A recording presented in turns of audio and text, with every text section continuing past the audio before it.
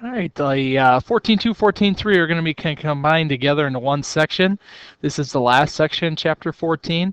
However, since the material that we've went over in Chapter 14 is so brief, we're just going to have a small quiz on Chapter 14. And we're probably looking at that small quiz being on Monday. When we talk about 14.2, 14.3 with wave interference, this is what we are looking at, how waves interact with one another. How do waves interact at boundaries between medium? And remember from yesterday, media or medium is what a wave travels through. So if we're talking about a ray of sun, it's traveling through the air, then it's hitting the water. What happens to the speed of the wave? The speed of the wave is simply dependent on the medium, not the amplitude of the wave or the frequency of the wave. It's dependent on the medium.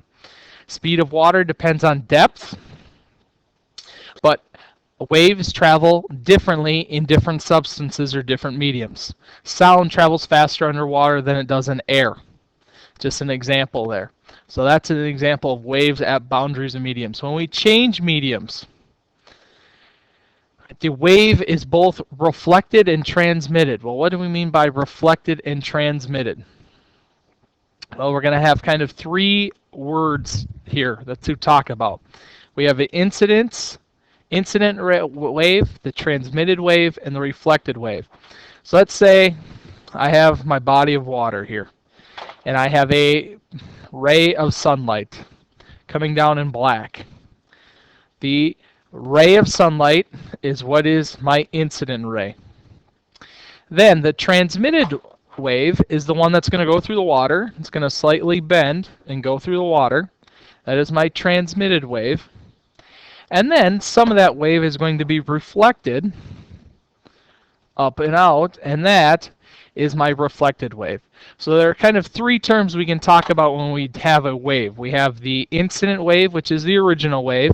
We have the transmitted wave, the wave that goes into the new medium, and the reflected wave, the medium that is bounced back out into our old medium. Now, superposition of waves. When we have two waves interacting, there are two ways in which they can kind of correspond. They can cancel one another out, or they can add together.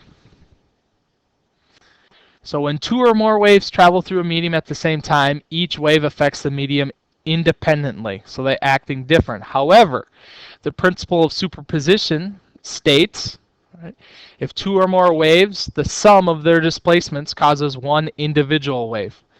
So as we talked about, you can either really add the waves together if I have two large waves to add together, or I could have a large one and a large one opposite, so a large one going up and a large one going down, that cancel each other out.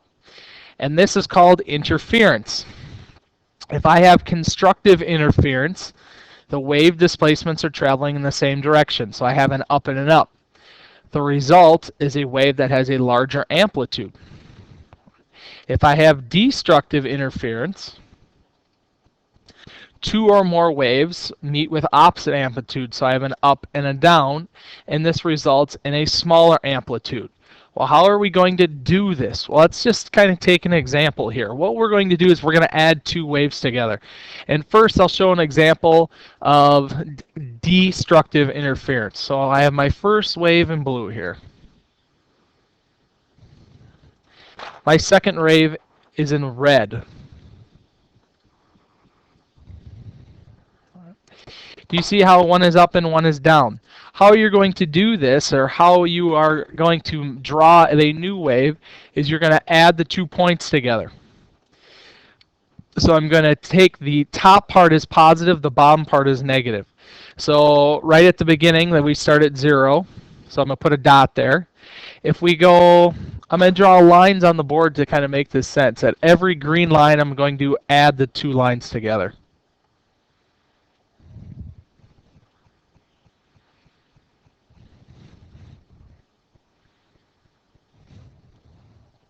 So at every green line, I'm going to add the 2 lines together. So when we do this, right here, I have this much positive, this much negative. So what I'm going to do is I'm going to subtract this much from the top, so my dot is going to go right there. All right. Next up, same principle.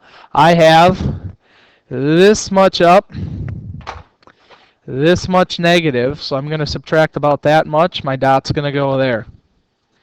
Next up, they're both at 0, so that one's easy. I'm going to put my dot there. Next up, I have really this much negative and this much positive, so I'm going to subtract about this much, and my new dot is going to go there. Next one, I have this much positive and this much negative. So what I'm going to do is I'm going to subtract about this much, and my dot goes there. Here we cancel out, we're at 0. Next up, all right, I have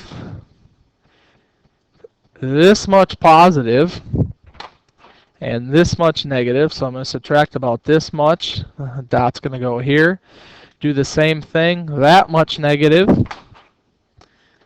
this much positive. Again, subtract the negative, and it's going to be right about here. And the last one, they're combined together. Then what I'm going to do is I'm going to connect the dots.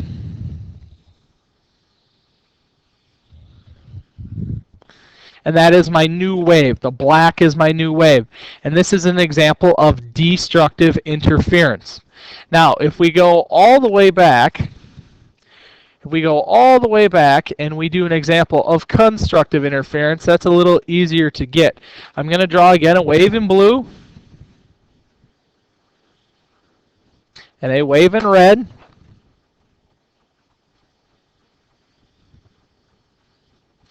And all you're going to do is you're going to add those together.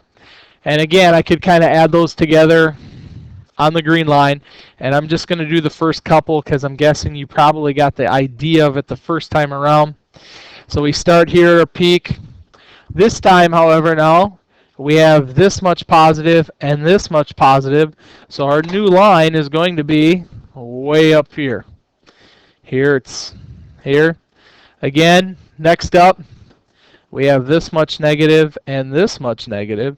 So our new line is going to be all the way down here. We're at the peak again here. You can see how it goes up here, and we're going to add these together. And there's a good example of constructive interference. And if you have questions on that, then we'll have a worksheet to practice with constructive and destructive interference and kind of how to add two waves together.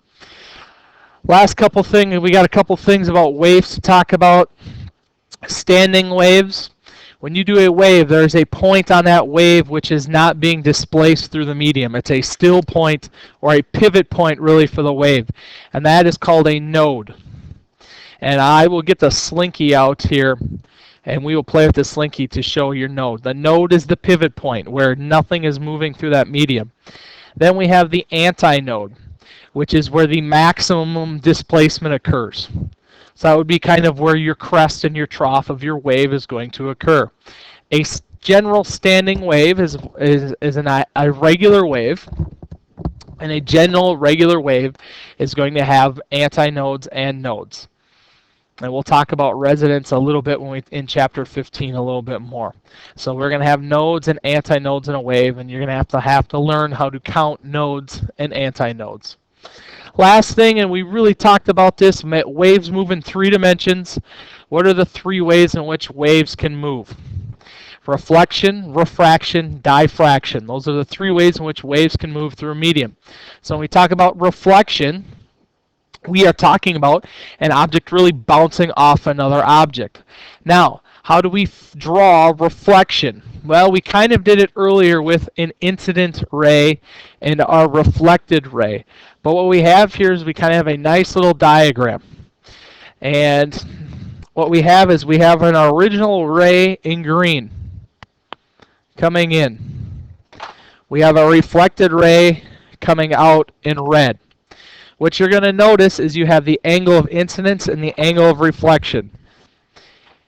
And what we do is we draw a 90-degree line, or a line perpendicular to the surface, and this is called our normal. So that is our normal. And what we're going to do is we're going to measure the angle from our angle of incidence to our normal. right here, get an angle. We're going to measure from our normal to our angle of reflection.